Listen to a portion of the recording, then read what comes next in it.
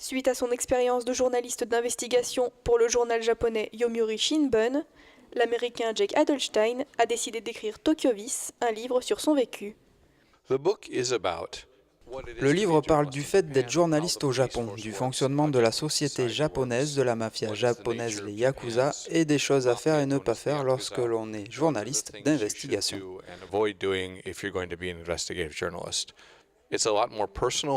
C'est plus personnel que ce que j'aurais souhaité, mais en lisant ce livre, vous saurez ce que c'est d'être non seulement un journaliste, mais aussi un habitant du Japon, et j'espère que vous en tirerez des leçons.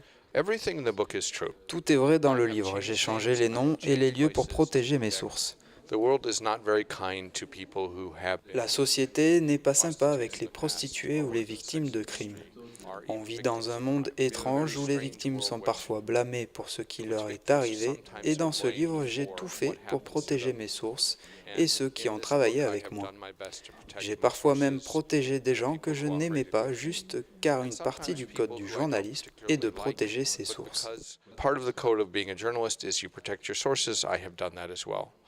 Un premier livre pour le journaliste qui a eu quelques difficultés à écrire en anglais après tant d'années d'articles en japonais. Quand tu écris un article journalistique, tu ne te demandes pas vraiment si les gens le liront jusqu'à la fin. Mais avec un livre, tu te dois d'utiliser les règles de la structure narrative et tu fais en sorte que les gens iront jusqu'à la fin. Tu as aussi le pouvoir d'expliquer les choses, ce que tu ne peux pas forcément faire dans un article. Avoir tout cet espace est très sympa. Comme Jake l'espérait, son livre a permis de faire changer certaines choses au Japon.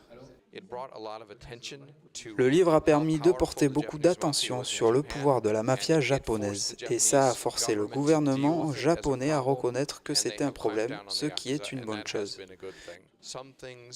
Certaines choses en revanche n'ont pas changé, et parfois, 8 ans après, j'ai l'impression de revivre ce livre, et pas comme je le voudrais, mais on verra.